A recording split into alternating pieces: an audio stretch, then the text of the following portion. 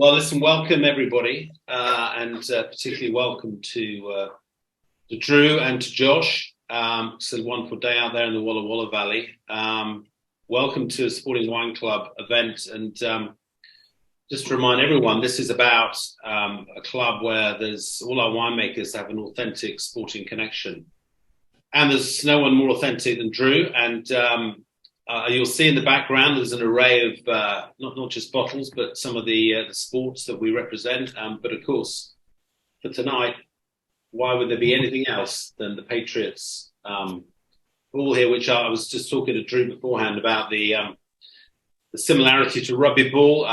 In fact, you could throw it about 8 times further than I possibly could. And obviously, I used to pass it sideways above anything else. But listen, I think the values of American football and rugby are not dissimilar, and so find it, Drew's a bit of a kindred spirit here in all of this. So I think what we want to try and get out of tonight is to hear your story, the story of how Doubleback came to be, of how you and Josh have built what you've built, and everyone on the call has got your beautiful wines. And I think we regard you at the core of what we do here in terms of what you represent, the quality of the wines that you produce, and which people have the pleasure to drink over here. So I think we want it to be interactive, and so really excited to hand over to Drew and to Josh to hear you tell your story. And we've got the 3 wines. The Bledsoe family cab, there's the Chardonnay, the Doubleback cab, and so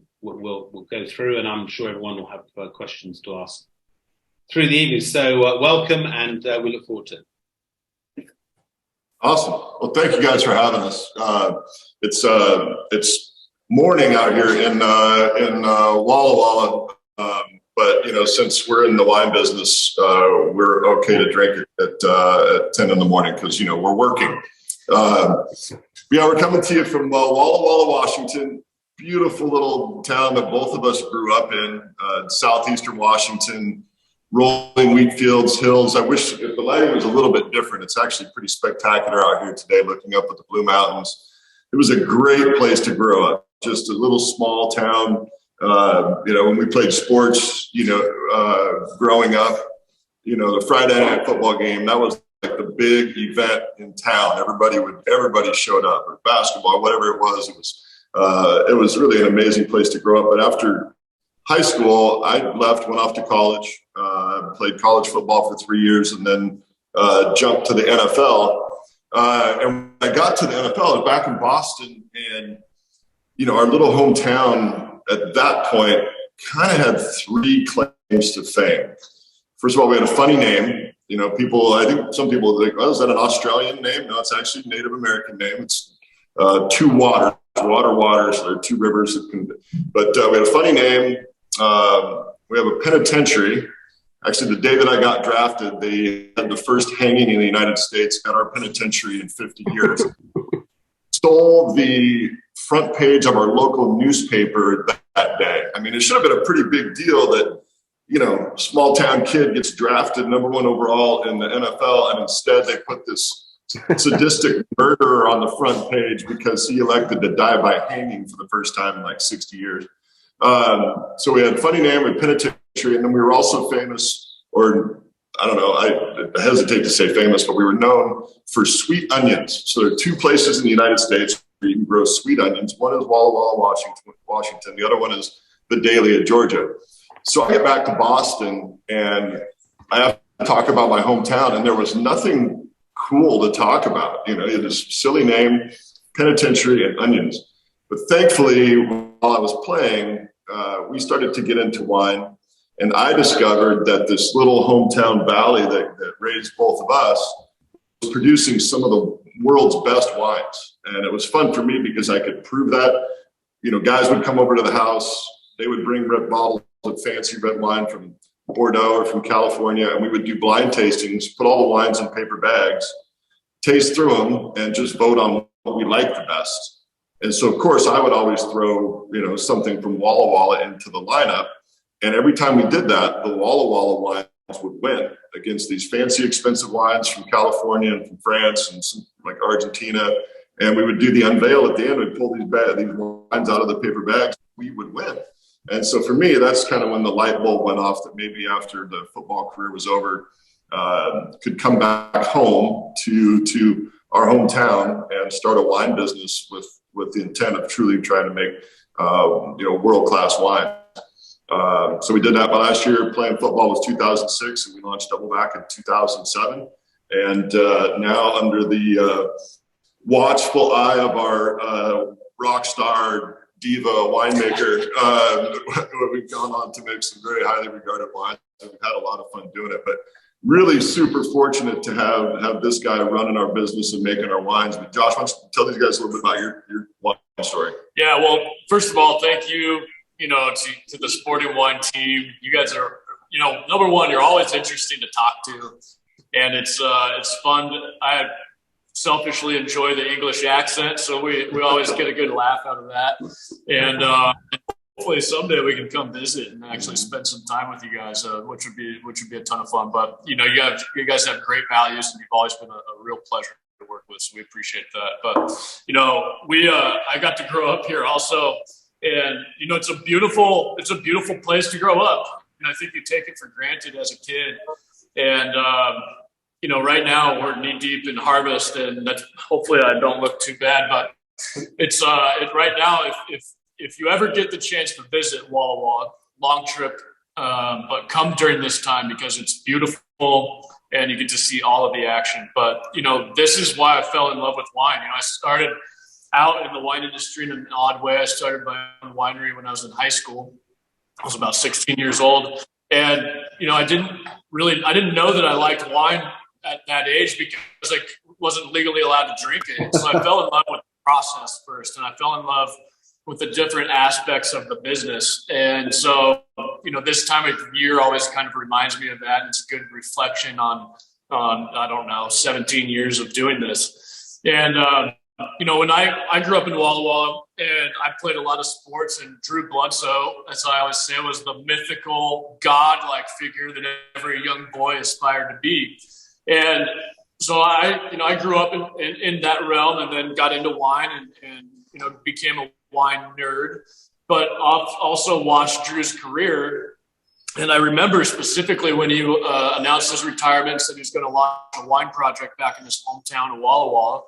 Now this young wine nerd, was kind of like, well, that's great. He seems like a great guy. I've always heard good things. Obviously very good at football, and a Hall of Fame career. But what the hell does he know about wine? I don't know. And Walla Walla, it's not Napa. There was a lot to prove for Walla Walla, and somebody like Drew that brings a lot of attention could make or break a lot of things for the whole valley. And Drew came out and he did it, the exact way that I think you should do it. That's the exact way that I think a wine geek would do it, and someone that wanted to build something that would last for hundreds of years. And so he bought a great piece of property. If you were sitting here with us, you could see it out on the hillside behind us, and started the winery from the ground up. And he hired my longtime mentor as a great winemaker. And then he decided to build a business based on the success of the wine quality. So, it wasn't just a Nike shoe endorsement that you see, athletes, pursue. This was a real project that was based on making great wine that was unique and something different than what I think anyone in that situation had done in the past. And so I fell in love with the wines and the project right away. I got to work on them since the first vintage. And there was, a ton of success right away too. So it's just been, a very fortunate experience for me in my life to be able to be involved in. We're having a ton of fun. I think we're having more fun than ever. And every year, I think we feel like we're making better wines and have maybe an even more incredible team around us to do so. So, I'm looking forward to today. I think for both of us, we like to answer questions more than we like to talk. So let's get into it. Well, if it's all right, I would come in straight away and just say Drew touched there on the comparison between French and US wines, and teaching you to suck eggs a little bit. You know this story more than anyone, but the Judgment of Paris was a very famous industry tasting, which took place in the 70s. It was organised by the British merchant Stephen Spurrier, who died last year, and who incidentally was educated at Rugby School in the UK, the birthplace of the game of rugby that we know and love over here, and which indeed led to the invention a number of decades later of the American version of football within your college system. For those that don't know, the tasting was Stephen's attempt to pit the kind of superiority, as he thought, his much favoured French wines versus those produced in particularly Napa, California. Only a lot of the US wines significantly won the day, particularly those white wines like Montelena, Chardonnay. And I dare say, a lot of preconceived perceptions about the broader status of US wines were positively challenged or changed at the time, I would imagine. I'll sum this up quickly. There seems to me to be an interminable link between the wines produced in specific areas of the West Coast, like Napa and like Walla Walla, and Bordeaux, not just in the varietals that you grow, but also the methods you use to treat the wines. So, Josh, my question is, are you influenced by the most traditional winemaking practices? And didn't you spend some time at Chateau Talbot in Bordeaux, or have I made that up, or you like those those containers that they use, or what's the story? Yeah, I would love to go work in Bordeaux, but it's always, being in the Northern Hemisphere, it always aligns with our harvest and practices. But I did work in Argentina back in 2010 for Viña Cobos down there, and making high-end Cabernet and Malbec, which was pretty good experience. But yeah, we love old world wines. I mean, Drew is an enormous Italian fan, which he's imparted into me, and it's been really expensive. But I think that I know, growing up in Walla Walla, I fell in love with Bordeaux before I fell in love. And I don't even know if I ever fell in love with Napa.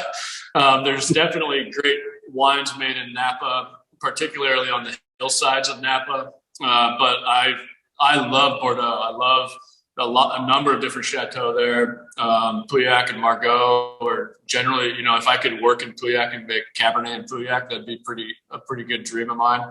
But there's certainly a lot of traditional practices that we do. I think we've always approached winemaking in a hands-off style. Everything we do, in hands-off, but we handpick everything. But we do everything really naturally. There's that old French saying that to let the wine make itself. And I think that, particularly, I think for high-end wines with great estate vineyard sites, that's really important, because what the further in my career that I go, the more that I want to be different. And I think that critics these days try to force everyone into the same container and try to make everyone make the same. And that's not super intriguing to me. And I heard a good quote in a different context the other day, that some of the greatest art in the world isn't understood by everyone. And I think that that's really true for wine too. I think the greatest wines in the world aren't for everyone. I'm thinking of Palmer, Chateau Palmer. Some people don't necessarily like those wines. Or a lot of great, Conterno Monfortino on release. Those wines are undrinkable. They're so big, but they're incredible wines. And I think, that's what makes you great. And so I think we definitely try to stick to traditional winemaking practices. And because we're up on this Northern Hemisphere, higher up on latitudinally than Napa, I think we lean much more towards Bordeaux than we do Napa. And I remember we were in a blind tasting a few years ago. I was on a panel, and we tasted one Washington wine and our wine against, I think it was Groth or somebody in Napa, and then Chateau Pontet Canet in Bordeaux. And everyone thought Doubleback was the Bordeaux, and everyone thought the other Washington wine was Napa. That was made in and so I think our wines definitely lean that way, and also because of the style that Drew wanted to make when he set out, which was much more elegant and structured and something unique in that regard. So yeah, it's a good question, but I think foundationally Drew set us up for that, and I think I like those wines better myself. Yeah. Listen, it's 20 past 6 over here. I'm definitely a bit thirsty. So which one do you want to kick us off? Why don't you guys jump into the Chardonnay Yeah. first? The Elizabeth Chardonnay. We could pretend that this was named in honor of your late queen, and just go ahead and go with that. But actually, it was named in honor of another lady that I considered a queen. It was my grandmother, my grandma Betsy. But when we set out on this project, it was very red wine focused, and that still is most of we make primarily red wines. But we decided we would take a look at making some Chardonnay, and in order to do that, the start of the process was to figure out, okay, stylistically, where do we want to go? And so we did a couple of benchmark tastings with the team, where we brought in Chardonnays from all over the world in all different styles. And we blind tasted through them so that there was no preconceived notion. And it was very interesting each time we did that. And it was also kind of inspiring, honestly. Each time we did that, the top two wines, one was a white Burgundy. And then both times, the other one we picked was actually from Walla Walla in a blind setup. So that led us to believe that, okay, maybe, stylistically, we can lean more toward Burgundy than California stylistically, and actually accomplish that here in our valley. One of the things that I think we both love about this valley, it's roughly 20 miles across. It's really a diverse valley when it comes to the specific terroir of the different spots in the valley. And I'll let Josh comment on this a little bit more. But there's a specific piece of our valley that's a little cooler. Soils are different. I'm going to let him jump in on this. But it allowed us to make wines that lean more toward a Burgundian style than a California style of Chardonnay. And to me, that was inspiring. And before I throw it to Josh, I will say this. We're pretty selfish when it comes to the wines that we make. We make wines for ourselves, and then hope other people agree with us. And if you don't, that's fine. But at least consistently that we're going to make wines stylistically that way. But Josh, when we set out to do this, talk about how you went toward that Burgundian style rather than kind of the New World style of Chardonnay. Yeah, I think probably because of the judgment of Paris, a lot of those Chardonnays down in California went too far. They went too much oak, too ripe, and they got planted like crazy in places that shouldn't have been planted. And so, the first thing we looked at is where should we plant it in order to kind of get that style that we like. And so we went up in the foothills of the Blue Mountains. It's higher elevation, it's later ripening, and a place where we think we can get a lot more acid left in the wine. Chardonnay itself is actually a really bland varietal, so it picks up a lot of the flavor from what you age it in, and then so basically we pick it to not necessarily for flavor, but mostly for acid and low alcohol potential. And so we pick it really early, lots of acid, not that much sugar. Then we ferment it in new neutral French oak barrels and punch-ins, and then a little bit of stainless steel. And what that does is, you get that more like green apple kind of like citrus flavor profile, but you get the textural development from the oak and the neutral oak. And then you get some brightness kept in the wine, especially aromatically from the stainless steel tanks. And so it's a really good kind of component mix of different things that go into the bottle that keeps, kind of that, Chablis kind of style of wine that we really enjoy.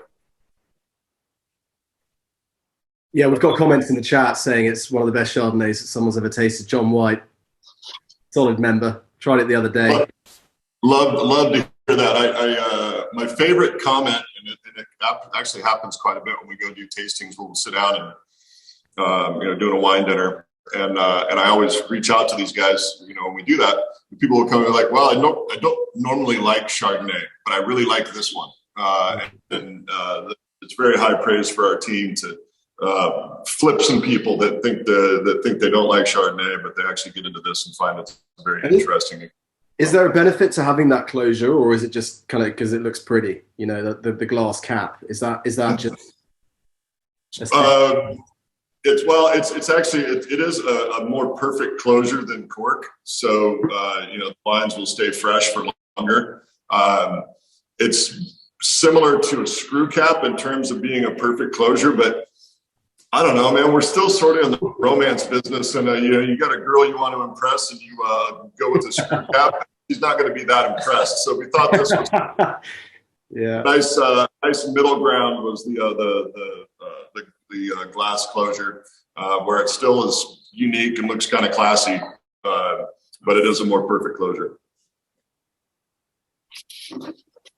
Well, we did unashamedly go with a bit of Jubilee, and made it obviously part of our Jubilee selection earlier in the year, and we also have it patriotically and nostalgically in our Christmas gifting, in memory of Her Majesty. Yeah. So, look, it was a wonderful coincidence, and the fact is that because it's a beautiful wine, it ticks all those boxes as well. So we're very fortunate, and I'm a bit biased. I've actually I don't know if to tell the other winemakers, but this is my number one. And if anyone on the call does me into the other winemakers, I'll be having words with them. But because I think and that's a real accolade in my book, because we do have a lot of Chardonnays, and of course, as everyone knows, we're self-limiting by the criteria we apply to the fact that the authentic sporting connection and the estate bottling is fundamental to us. So we can't stock everything. We don't want to either. So there we are. I'm told secret's safe with us. We'll only tell everybody we know. I do think it's an interesting story, though. My Elizabeth, my grandmother, she actually was and carried herself in a kind of almost a regal way.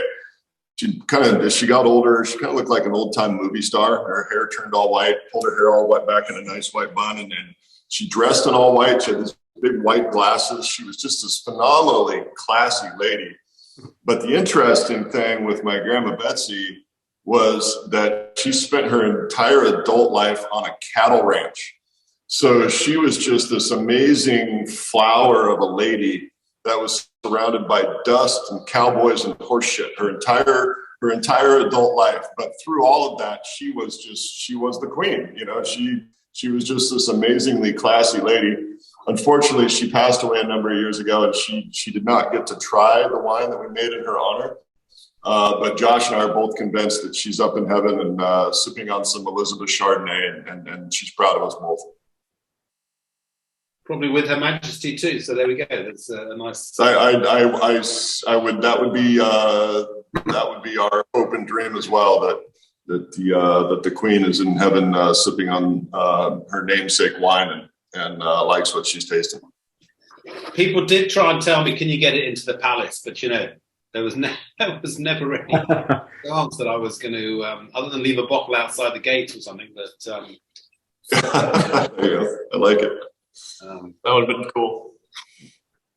I suppose we go to the cab. Well, I was going to say, should we move to one red, or should we talk about a little bit about sport? I mean, Simon, how do you want to do it? Should we go straight to the next red wine, or? Well, I'll tell you, let's get one red wine done, and then I do have a sporting question I want to ask Drew, if I may. But should we? Is this what we're doing next? Let's go to the Bledsoe family Cabernet.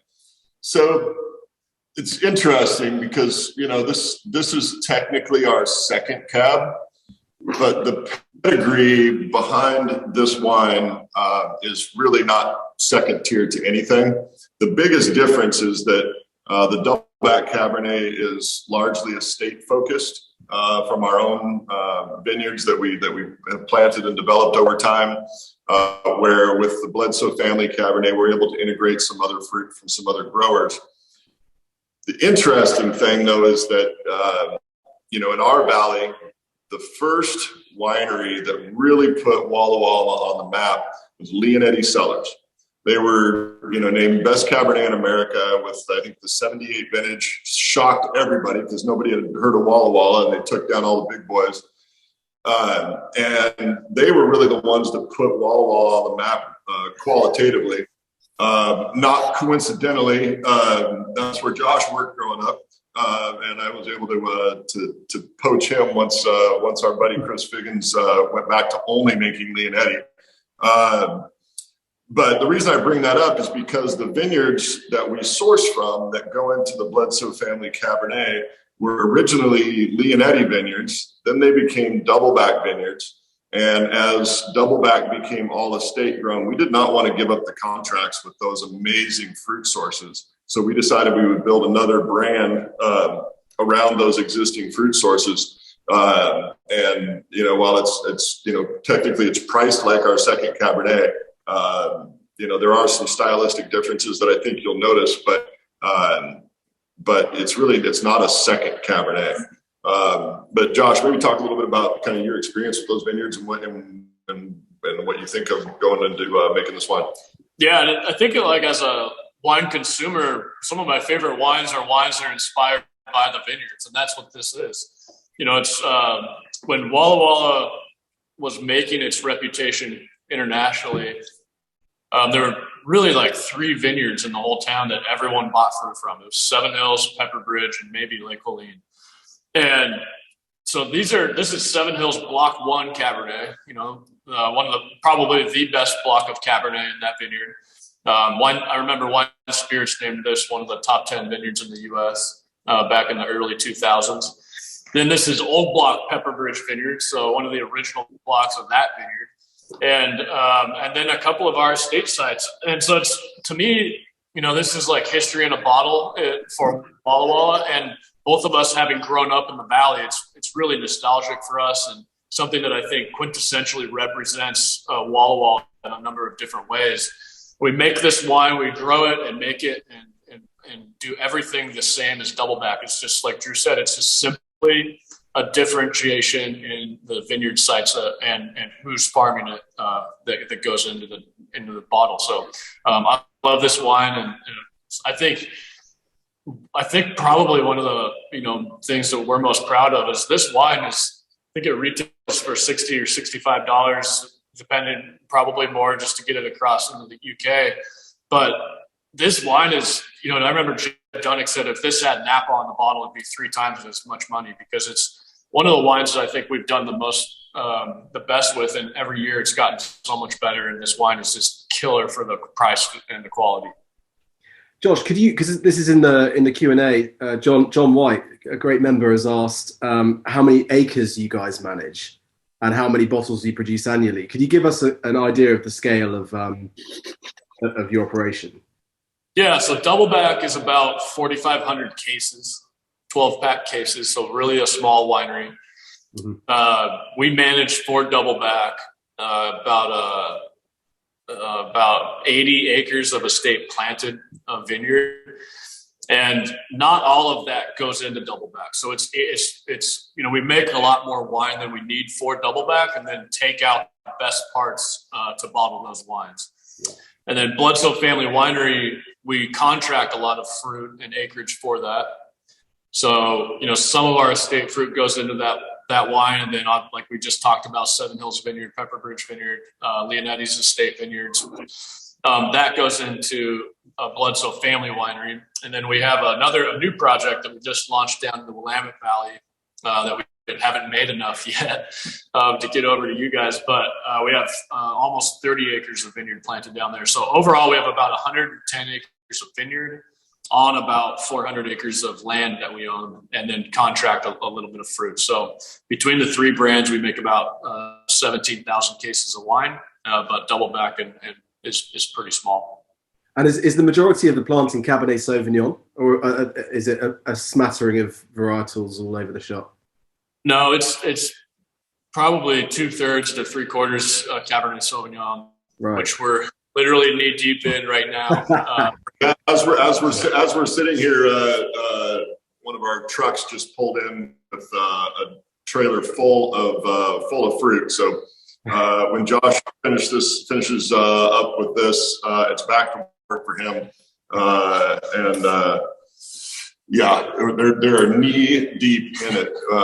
If you and actually it's kind of cool because on the video when they showed some of those aerial shots of the vineyard, that's where the fruit is coming in from today.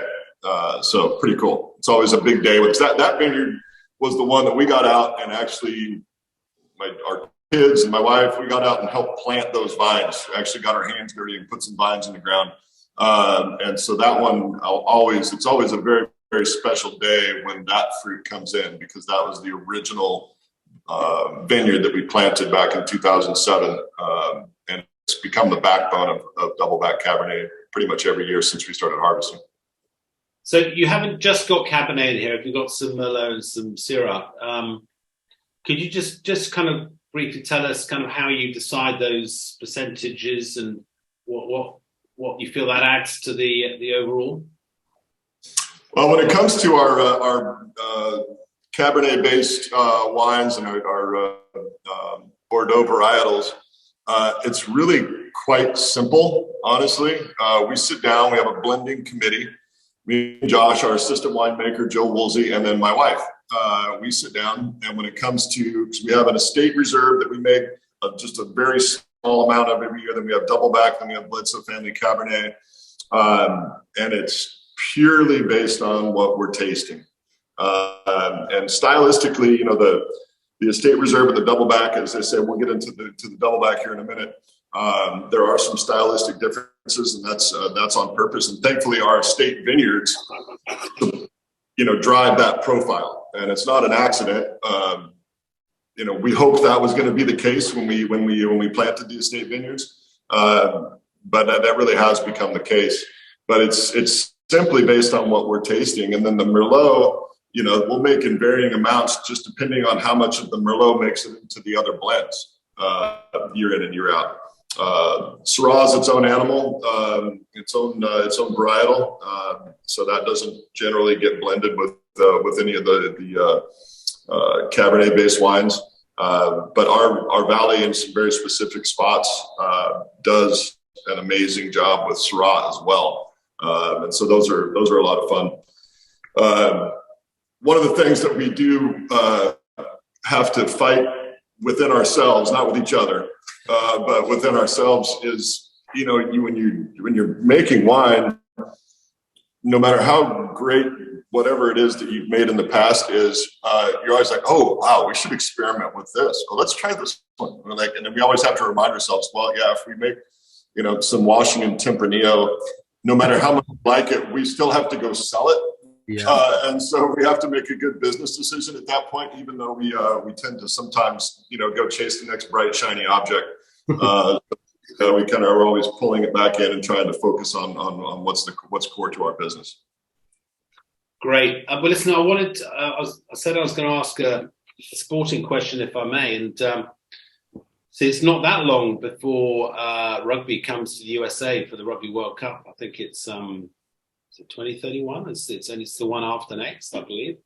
And obviously we've got our own Rugby World Cup up here in Europe next year in France.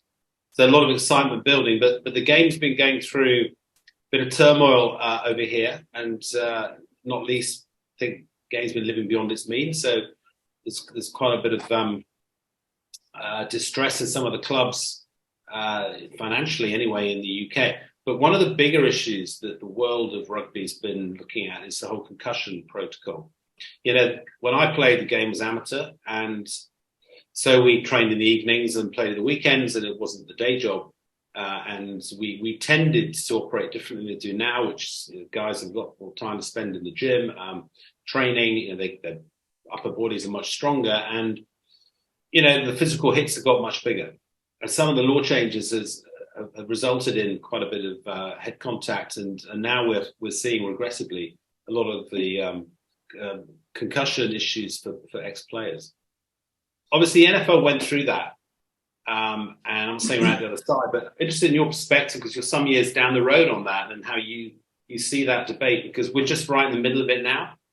and we're trying to deal with it. And it's a narrative that's coming out from players, and obviously everyone loves the game, but we're also mindful of how safe the game needs to be for the kids and people who want to play, and what kind of measures you put in place in the NFL world to help that. Yeah, no, it's a big topic, and the league. After I was done, I do get kind of jealous because quarterbacks don't get hit now anymore. They just they come by and give them a look. They give them a nasty look. They get a penalty and probably a fine. They hurt quarterback feelings. That was not the case when I was playing. They knocked the crap out of us.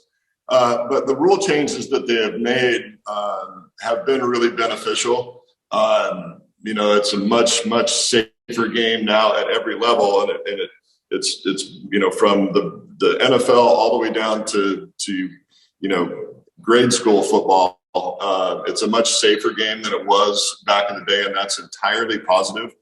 One of the things, though, that I think you guys will find interesting is as they are working on making the game safer, there have been some coaches in the NFL that have brought in rugby players to try to teach the guys how to tackle without leading with their head.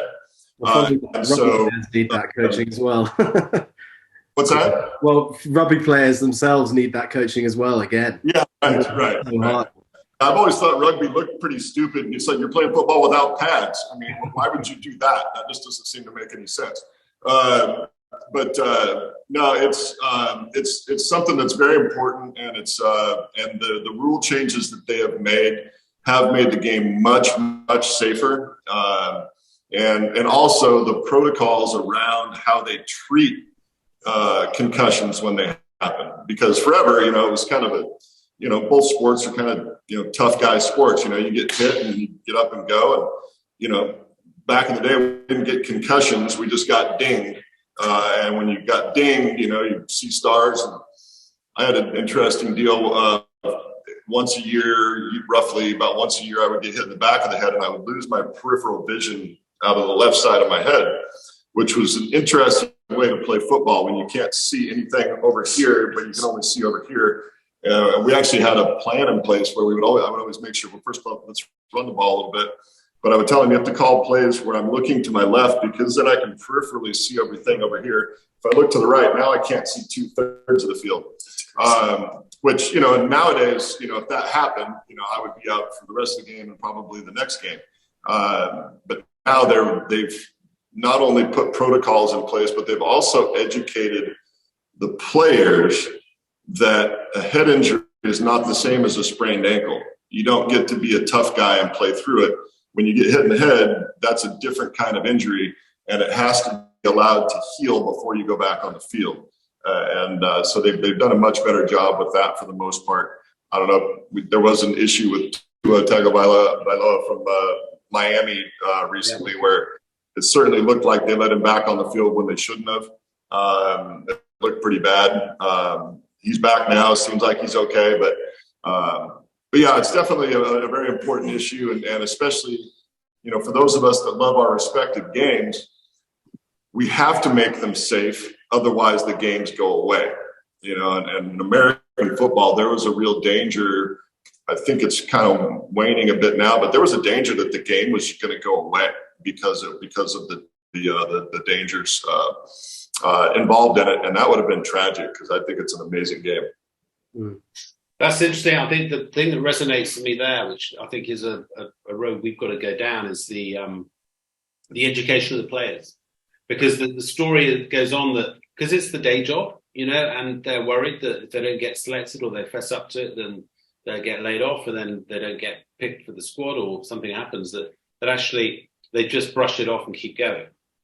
And then they reveal years down the road, oh, I had that concussion. Oh, and then it was then, and then I can't remember that. And there's a bit of you screaming out, why didn't you say so at the time? Of course, the answer is, well, I didn't want to let the coach down or let the team down. And I think that education needs to come for us. It's not there yet. Well, and the other thing they've done over here is they've taken it out of the hands of the players. I coached high school football for a number of years here, and at the start of the football season, first of all, I had to sign a legal document that made me criminally liable if I saw concussion symptoms in a player and allowed him to continue playing. I could go to jail if I allowed that to happen, right?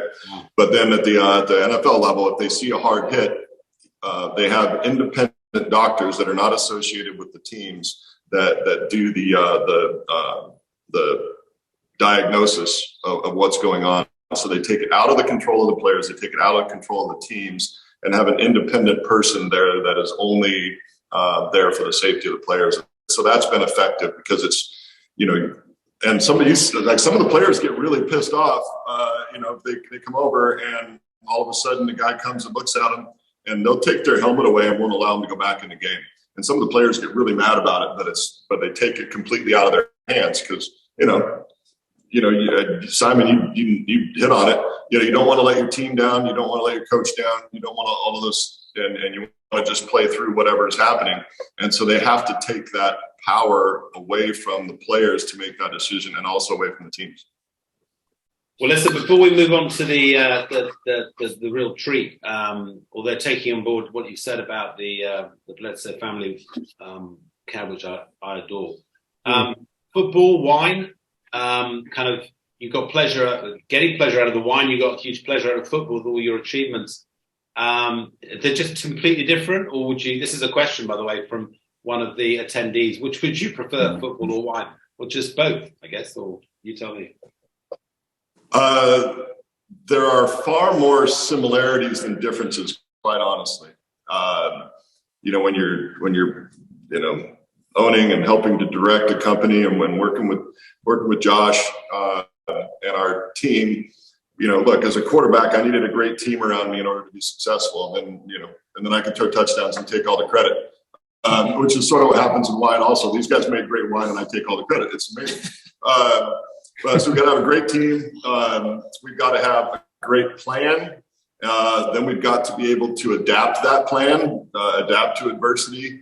And we've actually made it a mantra in our company to embrace adversity. When adversity comes, we don't try to create it, but we kind of look forward to it because we know we're going to get better fighting through adversity. And then you're always, and we talk about this a lot, as an athlete, regardless of what happened the week before or the season before, you're always pushing to get better. And if you're not getting better, you're getting worse. And for us, that's a mantra with our company, that we're always pushing and always driving to continue to look for ways to improve. It gets a lot harder when you're having success to continue to push for continuous growth. So there are a ton of similarities. The biggest difference is in football. I think I said this on the video. In football, I knew immediately if I made a good decision or a bad decision. In wine, sometimes you don't know for a decade if you made a good decision or a bad decision. And that's why I've got very knowledgeable and great people to rely on. So we hope that we make good decisions. And so far, we've made mostly good decisions. And we're pretty happy with how they come out. 100%. Well, listen, there's another sporting question, but I think we're gonna think, if everyone isn't mind, we're gonna move to this beautiful baby here. Tell us. I'll start out quickly, but then I'm going to throw it to Josh to talk about how he puts these wines together. So when we set out and started to get into wine, like the first wines that I fell in love with were these massive wines from California, and then went to some of the big Australian Shirazes. They're even bigger. These wines you can eat with a fork. They were so big, but over time, I started to enjoy and pursue wines that had more balance and elegance to them, rather than just sheer brute strength and power and alcohol and tons of oak and so on. And thankfully, our valley, because of where we are, we're farther north, and because of the terroir that we have, and I'll let Josh talk about this, it lends itself to making wines that have both strength and elegance. And what we always strive for, and what Josh is so great at doing for us, we try to make wines that become more interesting the more time you spend with them. And to me, what that means, it's a wine that's balanced and in harmony, where everything, you've got enough alcohol, but not too much. You've got pretty fruit. You've got nice structure, nice acid. And when all of those things are in harmony, that wine, and I'm actually experiencing this right now as we're sitting here with the glasses of the State Reserve in front of us. This wine, it's more compelling the more time you're with it. Whereas some of the older wines, the other wines that I would pursue when I was younger, the most interesting sip was the first one. And these wines, I think, really reveal themselves over time. But Josh, talk about when we go to put together Doubleback and how you treat the different vineyard sites and how we go about constructing this wine. Yeah, it's really fun to be in Walla Walla because it's a small area, and Drew alluded to this earlier with the Chardonnay, but there's totally different sites around the valley that you can make completely different Cabernet with. And one of the things that I love most about great wines is they have diversity. They have layers to them. And like Drew said, the more time that you spend with a great wine, the more you see and the more you get to experience. And, we've talked a lot about, there's a lot of push around, wines need to have balance. And that's true for sure. But there's a lot of cheap wines that are balanced, and so it's not the only thing. And Drew mentioned elegance with structure. And there's a lot of, those kinds of similarities. I remember, Jean-Louis Chave said, he has this really good kind of quote that he wrote out, and it's what is luxury, and I think he used Burberry scarves as an example. If Burberry can mass produce a $300 scarf, is that really luxury? And he said, luxury is not being able to replicate what you're doing, or what, somebody else not being able to replicate what you're doing. And I think, because of that, we've spent a lot of time around Doubleback developing our estate vineyard sites because nobody else in the world has those pieces of property. And so there's McQueen Vineyard, which is where we're picking today. It's a high elevation ridgeline of fractured basalt that's extremely windy and extremely stressful. And the wines are just, tremendous. They're very powerful and very old world too. They have lower alcohol levels and a lot of acid and a lot of tannin. And then, our Lafleur Vineyard, it's down in what's known as the Rocks District. Wine Spectator called that the most distinctive terroir in America. It's the opposite of McQueen. It's very lush and sexy tannins and not as much acid. And so, those two wines that go together really well. And now we've got, we've got a couple other vineyards, Bob Healy, which is very warm and ripe. And then we just closed on a piece of property up by where our Chardonnay is grown, which is high clay content soils and really rich wines. And so when we go to make Doubleback, we feel like we have 5 estate vineyard sites that are completely unique from the other and completely unique from what other people have too. And so, and I've thought about this a lot during harvest because it's really annoying, I think, critics, and we get great scores on our wines, but I think Drew's brought a lot of great perspective to this for me because he says, wine critics are like sports critics. Most of the time it's just bullshit but it's nice. It's still nice to get something nice written about you. And that's true, but it doesn't do anything for me, I think, personally, and it doesn't bring any real substance to my life. And I think that when you're trying to do something that's truly unique and different than everyone else, and not just trying to be one of a group of people, I think that's a lot more meaningful. And so we're trying to make truly unique wines that, like I mentioned earlier, the best pieces of art aren't always understood by everyone. And I think that that's where true greatness lies. And I think these estate vineyards for Doubleback really play into that. Josh, one of the things that we talk about quite a bit stylistically that has become even more compelling to me over time is that other component of wine, and that's texture. Yeah.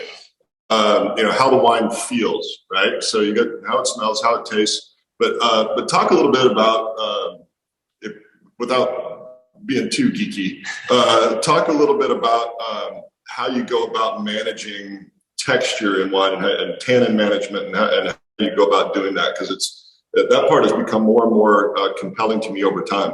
Yeah, actually, I had dinner with a wine critic. I won't say who last winter, and I told him he actually said, balance is overrated, and I told him tannin is underrated, and I think that's true. Like Wine Advocate, they want you to make Kool-Aid with oak on it, and it's just super. If I wanted to make Kool-Aid, I just go buy it at the store, and I think because of that, like texture is extremely important. You think about texture in food a lot. We've talked about. I love really perfect risotto. It's a simple thing in the sense, but there's there's a skill to making great risotto, and you think about like that perfect grain of rice that's cooked perfectly, and or whether it's tomatoes or onions in different dishes. The same is true in wine. And, a raw onion is not the same as a perfectly cooked onion, and an overcooked risotto or an undercooked risotto is not the same as a perfect risotto. So texture is really important. And one thing that we've done a lot of is really gentle handling of Cabernet. And, one deviation I'd say, Titus, from, traditional winemaking practices is we're actually playing around with right now this oxygen system where we don't do pump overs or punch downs anymore on certain lots of very tannic Cabernet. Mm-hmm. And what we've found is that basically what this does is it just shoots a big air bubble into the tank, breaks the cap open, and it's extremely gentle. And the textural development of the wines are absolutely unbelievable. I was very skeptical at first, and I absolutely love it. I think is that a technique that you've pioneered, or have you heard about it from someone else? That's genius. I heard about it from a couple. There's another Washington winery, Quilceda Creek. It's actually they have the most 100-point wines I think of anyone in America, and they use it. And so I was pretty skeptical because, to be honest, I don't always love their wines, but we have a lot of tannin in blocks like this McQueen Cabernet, and so I thought I'd give it a shot. And I freaking love it. And the wines, the tannins are just they're big, but so well rounded, and there's so much intensity without being displeasing that it's just a really cool balance that's hard to describe. So that's just starting to come out in the 2021 vintage with our wines. But there's things I think, and Drew alluded to this earlier, is we're always looking for ways to get better, and that's so true in his football career. And certainly we've had a lot of great success, and we can just keep doing what we've done all these years, but every year we're trying to do something that's better. And so the texture in the wine has been a huge point of emphasis for us, and something I think we've made big improvements on. Mm-hmm. Got a question here from actually fellow rugby international, Will Collier, asking biggest challenges with the Walla Walla climate. Is it frost, hail, wind? What's been a bad year? What's a bad year in Walla Walla Valley? Is it any of the three? All of the three? It's one of the things they don't tell you when you get into the wine business, that you're a farmer, so you're at the mercy of Mother Nature, and sometimes she can be very terrifying. One of the things that we do to try to make sure that we maintain that quality every year is the portfolio of vineyards that Josh was talking about earlier. Some are earlier ripening, some are later ripening, so that in cold years we can go to the warmer sites and still get ripe, and in cooler years or warmer years we can go to the. Anyway, you know what I'm saying. But by having that portfolio, we can manage our way through colder and warmer years. The most terrifying thing this year, we had a hailstorm that came through, and thankfully it dodged our vineyards, but with some of our neighbors, we're not quite as lucky. This year it's a particularly late harvest. And so, as we get into October, we're just kind of looking up for blessings from heaven that we don't get an early frost, because then we have to go bring fruit in before it's ripe. But most years, with some slight deviation, Mother Nature's been quite kind to us. Great. Back to sport, Drew. I mean, do you follow American football still, NFL? I mean, so if you had to, for some, obviously it's a growing sport over here in Europe, particularly given it's at Wembley this weekend. It's been at Tottenham, it's in Europe. So which young quarterback do we think should be looking out for at the moment? Who's got the Drew Bledsoe Stardust on him?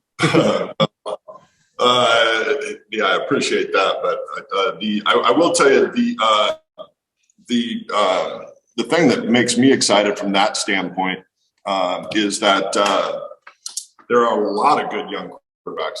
Oh, that's the wrong one. Technical difficulty. Yeah, we're just trying to make sure this iPad battery doesn't die in the middle of our tasting. But Josh Allen in Buffalo is playing probably as good as anybody ever has. You got Patrick Mahomes is playing great. There's Justin Herbert with the Chargers is playing great. And then you've got some of these dynamic guys like Lamar Jackson, who is so dangerous because he throws the ball very, very well. But then when he pulls it down and runs with it, he's maybe the fastest dude on the field. We always, guys like me, who pocket passers, sit there and throw. We always kind of scoffed at the quote unquote dual threat quarterbacks, because usually when he said dual threat, that doesn't mean he couldn't throw, right? But now these guys, like, if you can actually operate from pocket and throw, and then when you pull it down and run it, you can really do damage that way. That becomes very, very dangerous. But it's fun to watch, man. I've always enjoyed watching the great quarterbacks, and there are a lot of good young quarterbacks in the NFL right now. Drew, I have a question that I fielded from a great friend of mine here in the UK, Max, who's obsessed with American football, probably thanks to Netflix, actually, because it's these shows have really brought the sport to the UK. High school prospects these days, say the top 500 players in the country, every college, there's so much pressure. They all want a piece of them. And, so they give them mad offers, show them incredible nights out, do anything they literally can to get these guys to their colleges. Like, the level of the interest in these players these days is so high that the recruitment process is, in some cases, the circus is just total carnage, right? Was it a bit kind of calmer when you were making that move? Because obviously you're going from essentially being like a child at high school to a super in-demand athlete with so much pressure heaped on you. How was it for you? Yeah, it was not the same as it is now. But right. Washington State, where I ended up going to school, they Who were you looking at? So I was at Washington State, Stanford, and then the University of Miami were the four schools that I took trips to. But yeah, Washington State, they decided they had a banquet just only for me, which wasn't allowed at that time. And so what they did was they had the offensive coordinator's son, who was like a junior in high school and had no chance of ever playing college football. He was the other recruit for that banquet, which was that one was pretty funny. And then we drove down along all the fraternities and sororities and had told everybody to go out and hold up signs and all of this stuff. So it was a little bit it was a little overwhelming and a little bit stupid in my mind. The biggest change that's happened over the last couple of years over here, though, is that prior to 2 years ago, it was you banned anybody to receive any sort of financial inducement other than just the scholarship.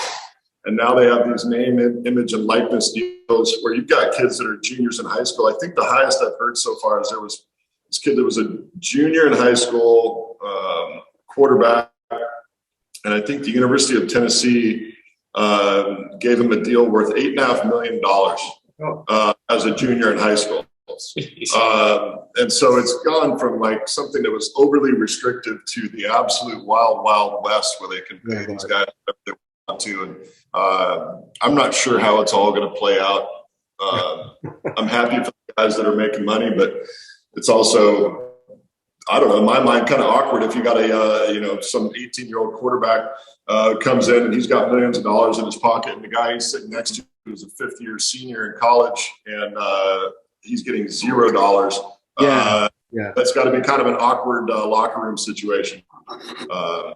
But yeah, it'll be interesting to see how it all shakes out. But there's a lot of stuff. I can't imagine going through that and being in the social media age like these guys are, where everybody's on a megaphone. That would be. I'm glad I played before that stuff existed.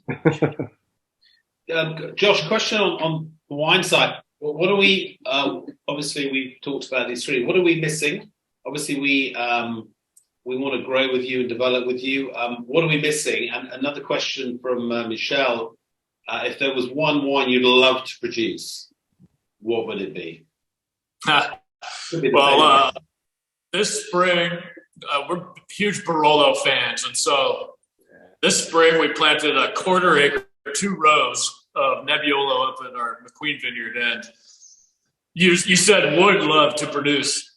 We're going to make the wine. I don't know if we'll ever release the wine, but if we could even somewhat imitate great Barolo, that would be enormous. I think bring a lot of pleasure in our lives. So I would go with that, great Barolo. But yeah, as far as what we missed, I don't know. What are we missing? Yeah. What should we? What have you got that we don't have that we should be? Putting on? I think this time next year, we'll be able to share some of our Pinot Noir with you guys. The Bledsoe McDaniels Pinot Noir. We launched that business, and then the 2020 vintage in Oregon and California, we had huge wildfires, and so all of the fruit was smoke tainted. So we weren't able to produce that wine in the 2020 vintage. But with the 21 vintage, we'll have enough that hopefully we can send some over to you so we can try some Pinot Noir as well. Lovely. Also, Josh, I was privy to, I can't remember when it was, but sometime in lockdown, you did a call with Oz Clarke, and as hilariously poetic as he is when he talks about wine, I saw you guys look at each other like, wow, this guy is next level. And you were talking about how you use, isn't it? You use vessels like concrete vessels, or is that right? And what do they? Yeah, actually, just under 10% of the new Doubleback is aged in concrete. So it's actually Chateau Plantagenet was kind of the muse for that, the genesis of where that idea came from. And I worked with it down in Argentina, and there was a ton of it when I was down there going on. So that was, I think, where the idea was sparked, but had never thought of it for Cabernet, really thought of it for white wines or Rhone style wines. And, I think when we're trying to make these elegant, but also structured wines, concrete really plays pretty well into that. You can, you don't get as good of, oxygenation going into the wine while it's in the cellar. Mm-hmm. And so you can, create another layer in the blend. And then also you get, not that oak flavor, so you don't interrupt on these estate vineyard sites that we have. So it's been a pretty fun, new piece of the pie that we've been playing around with and have really enjoyed. I don't know if we'll ever go more than 10%, but certainly a small component of the blend has been really interesting. Yeah, it's a pretty cool story to tell, actually. It's great. One of the big themes, Drew, of every rugby player faces over here is what happens. You're one injury away from retirement. You might not be good enough. You retire at whatever age. I retired at 32. I don't think too many people go on beyond that. One or two do these days. But how much help did you get? Is there a system that helps you as you transitioned away from NFL, American football, and went obviously doubled back and went back to made some wine? Do you get help? Is there a system out there that helps you? That's something that they have really, in recent years, started to help with and address, because there were a lot of these horror stories out there about guys that retired from sports and all of a sudden they're bankrupt and doing drugs and all that, and they really tried to be better at that. In recent years. At the time that I retired, though, there really was not much in place in terms of support from that standpoint.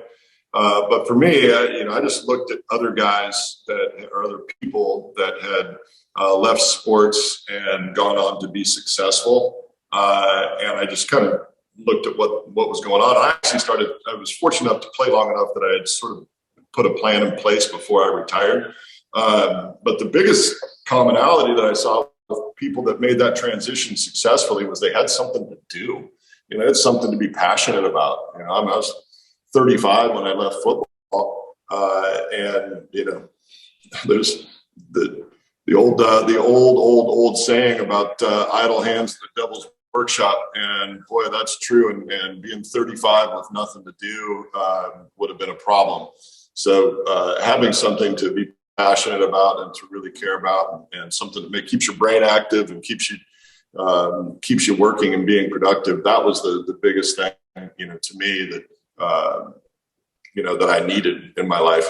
Plus, my wife and I've been married for 26 years, and part of the reason is that I need to be gone for a little bit so she can miss me. If I was around the house all day, I don't think she would like me nearly as much. So I had to get the heck out of the house and go do something productive so that she could miss me. But is there a players' association, something like that? I think it's been one of the greatest things for me is Drew retired at 35, and I don't think you can go to the NFL and come out of the NFL not being competitive. And so just, that value system aligning and then transferring into making great wine has been really, really beneficial to the business. At the end of the day, we still want to make the best wine possible, and there's a real competitive drive behind that, which is pretty cool. Drew, another sports question for you. Some people know that Simon was also a first-class cricketer as well, and I actually read somewhere that you were an exceptional basketball player. Was that ever a kind of a route you were going to go down, or were you tunnel vision for football the whole time? No, I played high school basketball. I don't know where you read that I was a good basketball player. Mate. No, the funny thing was, in football, I was the quarterback, so I was sort of the princess in football that everybody took care of. In basketball, was the opposite. I was the guy who would come in and foul their best player a few times and then go sit back down. No, we played all the sports growing up. Played basketball, played baseball. I was the high jump and track, and then we always skied, and now play some golf. So yeah, we were always doing lots of different stuff. It was never one dimensional. There you go. And a final question from me. I just have to get them in while we're here, obviously.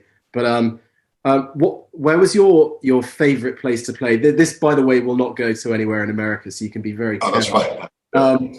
Was it emphatically your time at the Patriots, or did you love playing at the Bills and then Dallas? Like, what was the most enjoyable for you?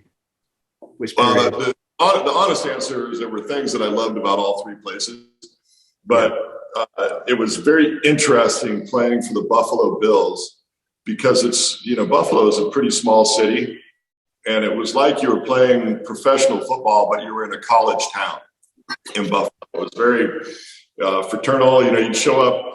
The tailgate parties in Buffalo are absolutely legendary and often go on for many, many days. Matter of fact, I heard this, in recent years with their success, they'll have as many as 150,000 people show up for the tailgate party, but only 70,000 can actually fit in the stadium. So there'll be 80,000 people in the parking lot for the party in Buffalo, even though they actually can't even go into the stadium. So that was pretty cool. And then visiting stadiums, I don't know, I'm a small town kid, so I guess the small town places resonated with me.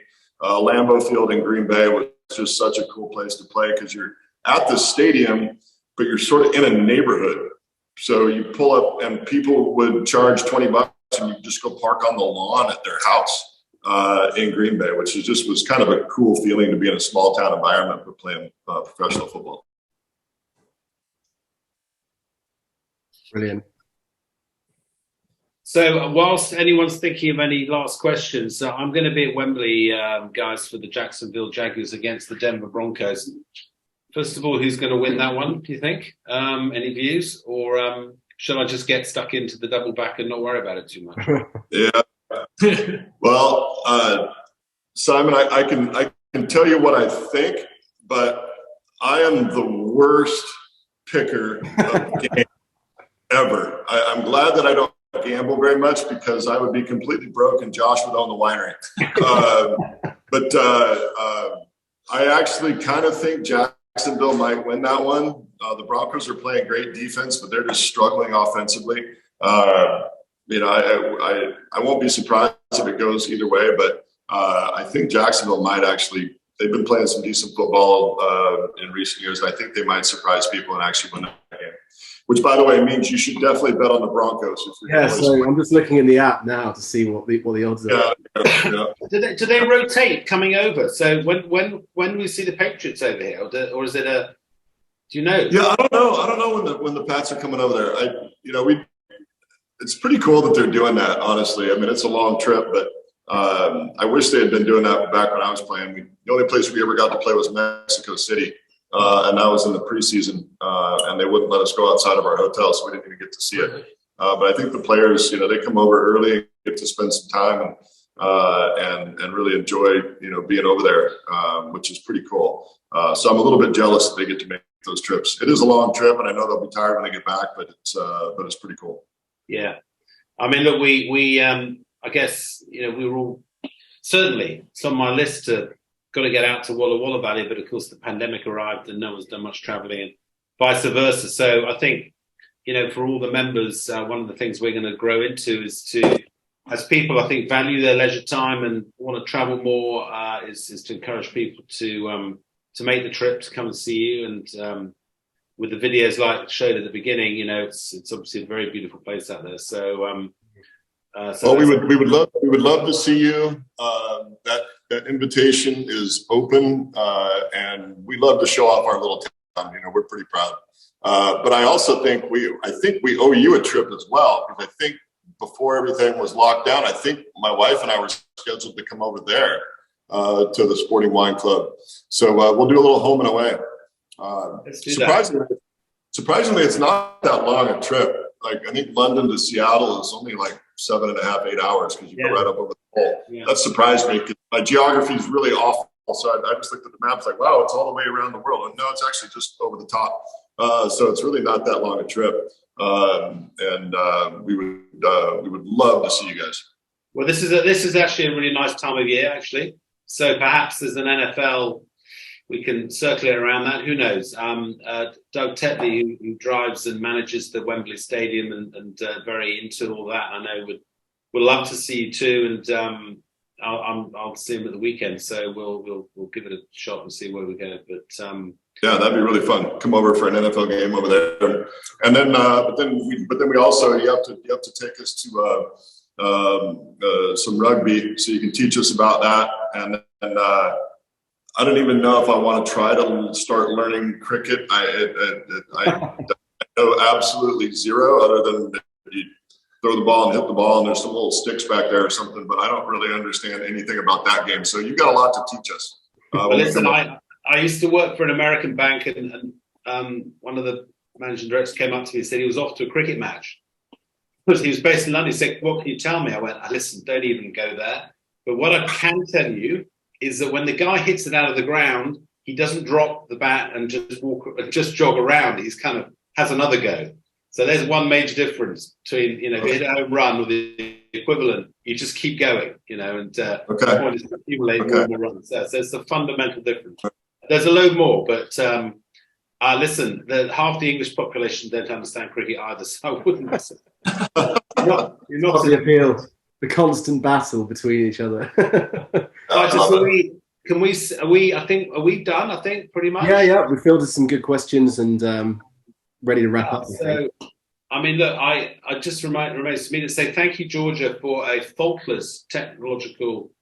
It's always, the technology matters in these things when we're coming in from so far away. So thank you, Georgia and the team. Thank you, Drew and Josh. It's such a treat because we don't often get to taste these because they're so exclusive that we kind of reserve them. But this is a wonderful treat, and it's I'm going to take it home with me for sure. So a really great opportunity to hear your story and swap some stories of sport and wine. And I think there's the shared values, which is what Sporting Wine, of course, is all about. That we share the values of sport into our wine business and charitable objectives and just bringing people together who enjoy all of those things. And I think that's what we're all about. So really, really enjoyed the experience. I know it's been too early for you guys to have too much, but I'm really enjoying this, and I shall continue to. So, Titus, I think we'll sign off here if we may. Yeah. And wish you a great day and the remainder of the harvest. And do send us any pictures, anything that we can help bring it alive. And obviously, this is being recorded and will be used, and I think will be a great opportunity for people who couldn't make the call to hear you and to continue to enjoy the wines. Well, thank you guys. And if anyone's out there that wants to check it out, just go to doubleback.com or Bledsoe Wine Estates, and you can see all 3 wineries and get a feel for Walla Walla and the Willamette Valley. And there's all of our contact information. So if you ever find yourself traveling this direction, please reach out. We can give you good hotels, good restaurants, and certainly set you up with some nice wine experiences. And, Simon, you've got a great team, and we just appreciate your support and can't wait to get over there and see you guys. Fantastic. Some great comments coming in on the wines from all the attendees, so as we'd expect. So thank you very much, guys. See you soon, and good luck, and it's been a pleasure.